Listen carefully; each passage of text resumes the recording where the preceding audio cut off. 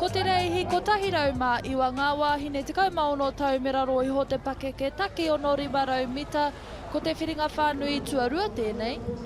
Aratua tahi Waka Tipu High School, Hamilton Girls High School kei te aratua rua.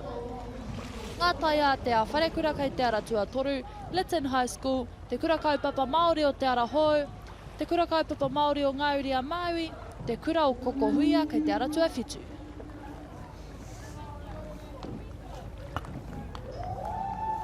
Ia tātou e tatari ana ki ngā haki, ka tirohia te kapa i te aratua whā, Lytton mā reikura. Sophie, Nala, Marquini, Kiara, Kiani me Ebenezer kei tō rātou waka, ka nui te mihi kia koutou. Kururaki kia koutou katoa.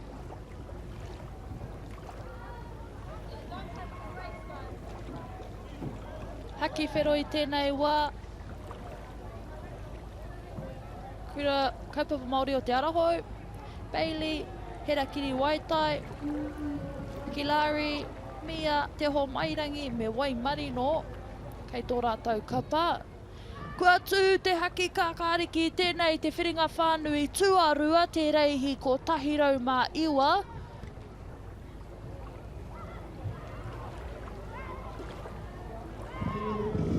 Tino kite i te piki o te manawa taki i te aratua torura, ngā tai a te a wharekura, o ne pare pare kiwi kiwi te ingoa o tō rātou kapa.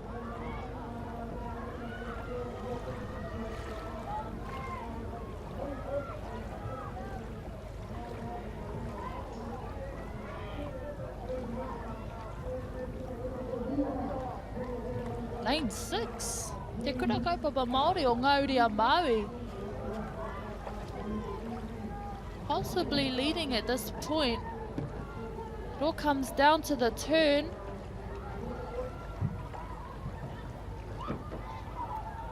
Who can get in and get out the quickest? Ki te ara tuatoru, ngā tai a te wharekura, following closely behind.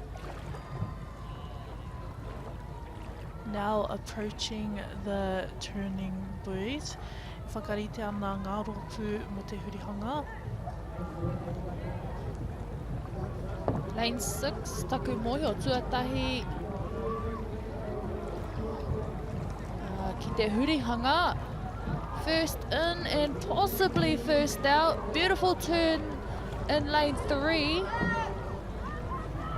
Possibly making some time, but lane 6, he te re rawa.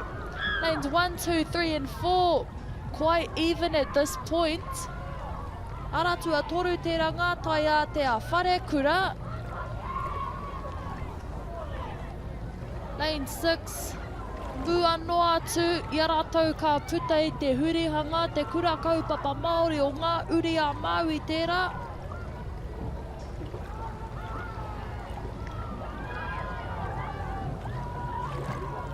Tūmaia te mākoha, Rangimaria, Mini, Mālia me hine whakaarorangi. Kei tō rātou kapa.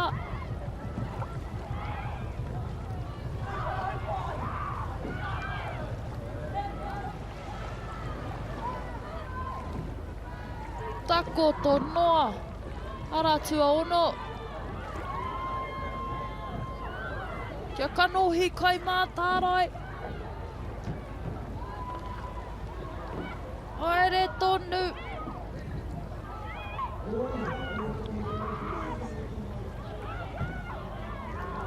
Ngā whakaihuaka i te aratua ono. Te kura kaupapa Māori o ngā uri a Māui. Ki te aratua wha Lytton High School. Ki te aratua rua Hamilton Girls High School. Ngari anei ngā whakaihuaka, te kura kaupapa Māori o ngā uri a Māui. Kia mihia anō te aua kōtiro i te aratua ono. Tūmaia, te mākoha, Rangimaria, Mini, Mālia, me hine whakaororangi. O te kura kaupapa Māori o ngā uri a Māui.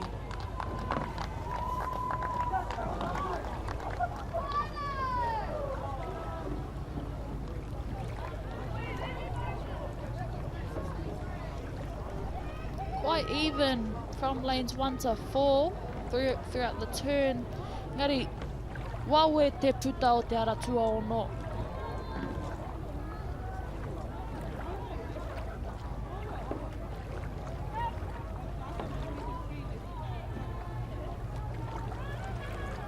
Kia mohi hoki etahi o ngā kōtiro nei, ko tō rātou wā tuatahi I te whakataetai nei. Possibly their first secondary nationals. Anei ngā whakaputanga, te kura kaupapa Māori o Ngāuri a Maui, 2 minutes 54.04, Lytton Māori kura 2 minutes 59.14, Hamilton Girls Whero 3 minutes .14.